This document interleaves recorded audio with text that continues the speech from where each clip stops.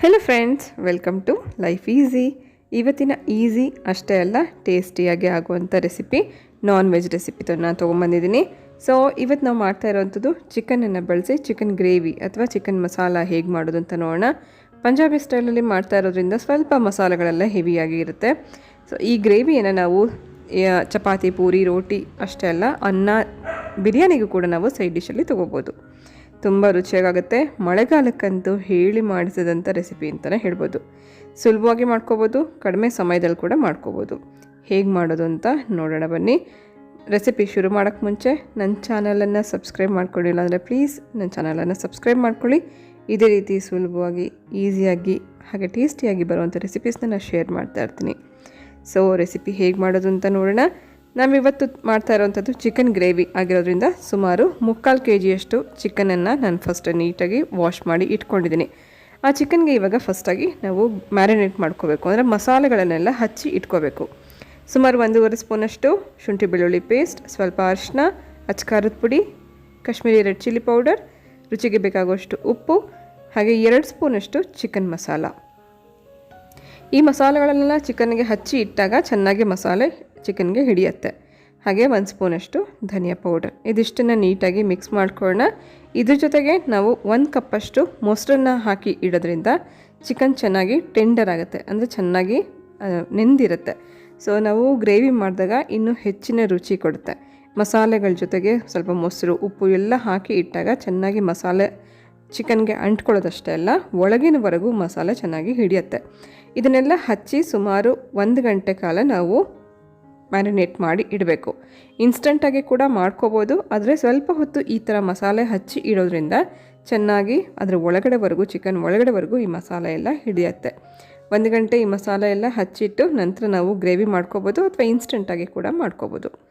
ಈ ಥರ ಎಲ್ಲ ನೀಟಾಗಿ ಅದಕ್ಕೆ ಅಪ್ಲೈ ಆಗೋ ಹಾಗೆ ಎಲ್ಲ ಕಡೆಗೂ, ಎಲ್ಲ ಪೀಸ್ಗೂ ನೀಟಾಗಿ ಮಸಾಲ ಅಂಟೋ ಹಾಗೆ ಚೆನ್ನಾಗಿ ಇದನ್ನು ಕೈಯಲ್ಲೇ ಕಲಸಿ ಇಟ್ಟಿದ್ದೀನಿ.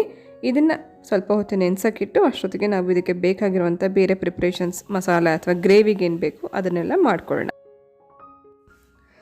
ಬಾಣಲಿ ಬಿಸಿ ಮಾಡಿ ಅದರಲ್ಲಿ ಸ್ವಲ್ಪ ಎಣ್ಣೆ ಹಾಕ್ಕೊಂಡಿದ್ದೀನಿ. ಈ ಎಣ್ಣೆಯಲ್ಲಿ ನಾವು ರುಬ್ಕೊಳ್ಳೋಕ್ಕೆ ಬೇಕಾಗಿರುವಂಥ ಮಸಾಲೆಗಳನ್ನು ಹುರ್ಕೋಬೇಕು.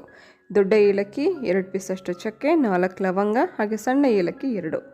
ಇದಿಷ್ಟು ಜೊತೆಗೆ 2 ರಿಂದ 3 ಈರುಳ್ಳಿಯನ್ನು ಉದ್ದಕ್ಕೆ ಕಟ್ ಮಾಡಿ ಹಾಕ್ಕೊಂಡಿದ್ದೀನಿ. ಇದಿಷ್ಟನ್ನು ಸ್ವಲ್ಪ ಈರುಳ್ಳಿ ಟ್ರಾನ್ಸ್ಪರೆಂಟ್ ಆಗೋವರೆಗೂ ಹುರ್ಕೊಳ್ಳೋಣ. ಹಾಗೆ ಮಸಾಲೆಗೆ ಬೇಕಾಗಿರೋಷ್ಟು ಸ್ವಲ್ಪ ಶುಂಠಿ ಬೆಳ್ಳುಳ್ಳಿನ ಹಾಕ್ಕೊಂಡಿದ್ದೀನಿ. ಅರ್ಧ ಇಂಚಷ್ಟು ಶುಂಠಿ, 4 ಇಲ್ಕಷ್ಟು ಬೆಳ್ಳುಳ್ಳಿ. ಇದ್ರ ಜೊತೆಗೆ 1 ಸ್ಪೂನಷ್ಟು ಜೀರಿಗೆನೂ ಆ್ಯಡ್ ಮಾಡ್ತಾಯಿದ್ದೀನಿ. ಈ ಇಷ್ಟು ಮಸಾಲೆಗಳನ್ನು 2 ನಿಮಿಷ, ಅಂದರೆ ಈರುಳ್ಳಿ ಸ್ವಲ್ಪ ಟ್ರಾನ್ಸ್ಪರೆಂಟ್ ಆಗೋವರೆಗೂ ಹುರ್ಕೋಬೇಕು.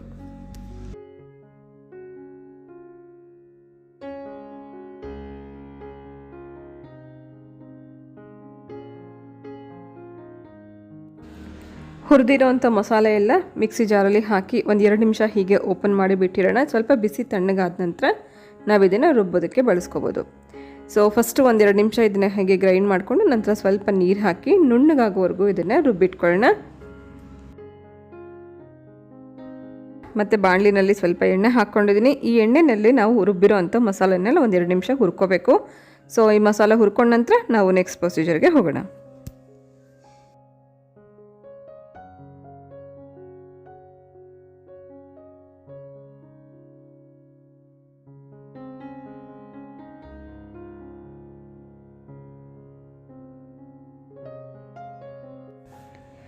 ಮಸಾಲ ಸ್ವಲ್ಪ ಹೊತ್ತು ಫ್ರೈ ಮಾಡ್ಕೊಂಡ ನಂತರ ಸ್ವಲ್ಪ ನೀರು ಹಾಕಿ ನಾನು ಇದನ್ನು ಕುದಿಯೋದಕ್ಕೆ ಇಟ್ಟಿದ್ದೀನಿ. ಇದು ಕುದಿಯೋ ಅಷ್ಟೊತ್ತಿಗೆ ನಾವು 3 ಟೊಮೆಟೊನ ಪೇಸ್ಟ್ ಮಾಡ್ಕೋಬೇಕಾಗತ್ತೆ. ಸೊ ಟೊಮೆಟೊ ಹಾಕೋದ್ರಿಂದ ಗ್ರೇವಿಗೆ ಒಂದು ಒಳ್ಳೆ ಟೆಕ್ಸ್ಚರ್ ಕೊಡುತ್ತೆ. 3 ಟೊಮೆಟೊನ ನಾನಿಲ್ಲಿ ನುಣ್ಣಗೆ ರುಬ್ಬಿಟ್ಕೋತಾ ಇದ್ದೀನಿ. ರುಬ್ಬಿರೋ ಅಂಥ ಟೊಮೆಟೊನ ನಾವು ಈ ಕುದೀತಾ ಇರುವಂಥ ಮಸಾಲ ಜೊತೆಗೆ ಆ್ಯಡ್ ಮಾಡ್ಕೋಬೇಕು.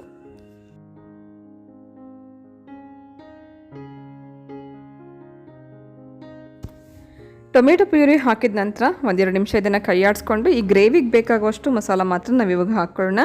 ಆಲ್ರೆಡಿ ನಾವು ಚಿಕನ್ಗೂ ಕೂಡ ಮಸಾಲ ಹಚ್ಚಿ ಇಟ್ಟಿದ್ದೀವಿ. ಗ್ರೇವಿಗೆ ಎಷ್ಟು ಬೇಕೋ ಅಷ್ಟು ಮಾತ್ರ ಮಸಾಲ ಹಾಕ್ಕೋಬೇಕು.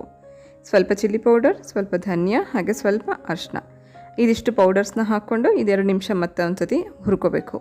ಈ ಮಸಾಲೆಗಳೆಲ್ಲ ಚೆನ್ನಾಗಿ ಎಣ್ಣೆಯಲ್ಲಿ ಎಷ್ಟು ಚೆನ್ನಾಗಿ ಫ್ರೈ ಮಾಡ್ಕೋತೀವೋ ಅಷ್ಟು ಚೆನ್ನಾಗಿ ಗ್ರೇವಿ ರುಚಿ ಕೂಡ ಚೆನ್ನಾಗಿ ಬರುತ್ತೆ. ಎಲ್ಲ ಹುರ್ಕೊಂಡ ನಂತರ ನಾವು ಮ್ಯಾರಿನೇಟ್ ಮಾಡಿ ಇಟ್ಕೊಂಡಿರುವಂಥ, ಅಂದರೆ ಮಸಾಲ ಹಚ್ಚಿ ಇಟ್ಕೊಂಡಿರುವಂಥ ಚಿಕನನ್ನು ಇದ್ರ ಜೊತೆಗೆ ಆ್ಯಡ್ ಮಾಡ್ಕೋಬೇಕು.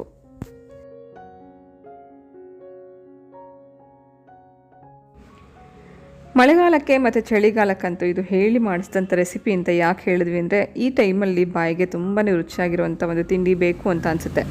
ಅಂಥ ಒಂದು ಸೀಸನಲ್ಲಿ, ಚಳಿಗಾಲ ಮಳೆಗಾಲದಲ್ಲಿ ಈ ಥರ ಒಂದು ಹೆವಿ ಮಸಾಲ ಇರುವಂಥ ಒಂದು ರುಚಿ ಕೊಡುವಂಥ ಗ್ರೇವಿ ಎಲ್ಲದಕ್ಕೂ ಒಂದು ಸೈಡ್ ಡಿಶಲ್ಲಿ ನಾವು ತೊಗೊಳಕ್ಕೆ ತುಂಬ ಚೆನ್ನಾಗಿರುತ್ತೆ, ಅಷ್ಟೇ ರುಚಿಯಾಗುತ್ತೆ ಅಂತಲೇ ಹೇಳ್ಬೋದು.